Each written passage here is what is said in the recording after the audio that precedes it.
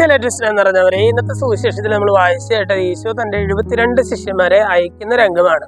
ഇവിടെ ഈശോ പറയുകയാണ്, നിങ്ങൾ ഏതെങ്കിലും പട്ടണത്തിൽ കയറിയാൽ, ഏതെങ്കിലും അവിടെയുള്ള ഒരു വീട്ടിൽ പ്രവേശിച്ചാൽ നിങ്ങൾ ആദ്യമേ തന്നെ അവിടെയുള്ളവർക്ക് സമാധാനം ആശംസിക്കണം. സമാധാനത്തിന്റെ പുത്രൻ അവിടെ ഉണ്ടെങ്കിൽ ആ സമാധാനം അവരുടെ ഭവനത്തിൽ നിലനിൽക്കും, ഇല്ലെങ്കിൽ അത് നിങ്ങളിലേക്ക് തന്നെ തിരിച്ചു വരും എന്ന് പറയുകയാണ്. എന്ന് പറഞ്ഞാൽ ക്രിസ്തുവിന്റെ ഒരു ശിഷ്യന്റെ ഏറ്റവും പ്രധാനപ്പെട്ട ഒരു ലക്ഷ്യമായിരിക്കേണ്ടത് സമാധാനം സ്ഥാപിക്കുക എന്നുള്ളതാണ്, അല്ലെ? സമാധാനം സ്ഥാപിക്കണം. അതായത് ഒരു ഇടത്തേക്ക് നമ്മൾ ആദ്യമായിട്ട് ചെന്നാൽ അവിടെ ഭിന്നത ഉണ്ടാക്കാനായിട്ടല്ല നമ്മൾ ശ്രമിക്കേണ്ടത്, മറിച്ച് അവിടത്തുകാരോട് കൂടിയിട്ട് സമാധാനത്തിൽ വർത്തിക്കാനായിട്ട് നമ്മൾ ശ്രമിക്കണം. ഈ കൊറിന്തോസിലെ സഭയ്ക്ക് എഴുതുന്ന ലെറ്ററിൽ പൗലോസിലെ പറയുകയാണ്, ഞങ്ങൾ ആർക്കും ഒരു പ്രതിബന്ധം ഉണ്ടാക്കാതിരിക്കേണ്ടതിന് ഞങ്ങൾ ശ്രദ്ധിക്കുന്നുണ്ട് എന്നുള്ള രീതിയിൽ പൗലോസിനെ പറഞ്ഞു വയ്ക്കുന്നുണ്ട് ഇന്നത്തെ ലേഖനഭാഗത്തിന്.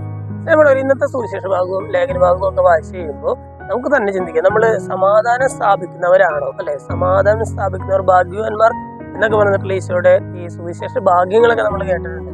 സമാധാനം സ്ഥാപിക്കുന്നവരാണെന്ന് ഞാനൊരു പുതിയൊരു സ്ഥാപനത്തിലേക്ക് കടന്നു ചെല്ലുമ്പോൾ, പുതിയൊരു ജോലിയിലേക്ക് ഞാൻ പ്രവേശിക്കുമ്പോൾ, പുതിയൊരു കോളേജിലേക്കോ അല്ലെങ്കിൽ മറ്റിടങ്ങളിലേക്കോ ഞാൻ പുതിയതായിട്ട് കടന്നു വരുമ്പോൾ അവിടെ ഒരു ക്രിസ്ത്യാനി എന്ന നിലയിൽ സമാധാനം സ്ഥാപിക്കാനായിട്ട് എനിക്ക് സാധിക്കുന്നുണ്ട്. സമാധാനം നിലനിർത്തി കൊണ്ടുപോകാനായിട്ട് എനിക്ക് സാധിക്കുന്നുണ്ടെന്നെ കുറിച്ച് ചിന്തിക്കുന്നത് നല്ലതാണ്. ഇന്നത്തെ വചനഭാഗം വായിച്ചു കഴിയുമ്പോൾ സമാധാനം സ്ഥാപിക്കാനുള്ള ഒരു കൃപയ്ക്കായിട്ട് നമുക്ക് പ്രാർത്ഥിക്കാം. ദൈവം എല്ലാവരെയും സമൃദ്ധമായിട്ട് അനുഗ്രഹിക്കും.